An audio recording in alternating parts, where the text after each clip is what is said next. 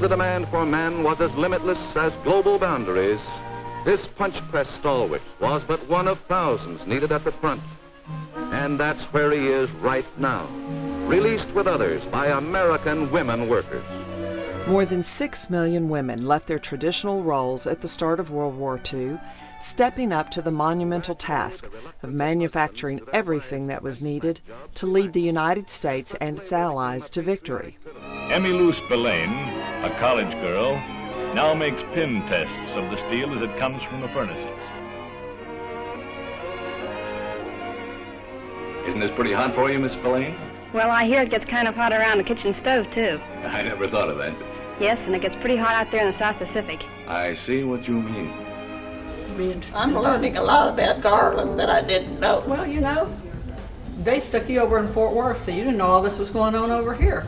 Their courage and sacrifice is being recognized in a special exhibit, Manufacturing Victory, the Arsenal of Democracy, on display at Garland City Hall through August 15th. The 1,500 square foot exhibit includes artifacts, photographs, oral histories, and interactive components to illustrate the industrial journey to prepare our nation for war. Well, I think it's wonderful that it's here. 100-year-old Grace Janota Brown from Mesquite is among only a few women who can still share their story. I worked for Helen Corbett at the University of Texas Tea Room, and I did everything she wanted me to do. The tea room was taken over by the Navy Academy. They needed a place, a mess hall for the Navy boys. Democracy is in a jam. There are millions like her. There will have to be. 18 million women aren't enough. As more men are called for military service, their places must be taken by women. But on the onset of war, she found herself without a job. First, I went to school to become a machinist, and the school was in Waco, Texas. But the first thing they gave us to do was to make our own bed frame out of steel. After completing her training, Grace was hired as a machinist at Consolidated Aircraft in Fort Worth, Texas.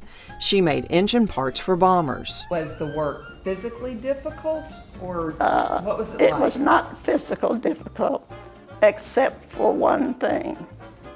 I had to pick up large pieces of steel, which were heavy, to put in the chuck for my part.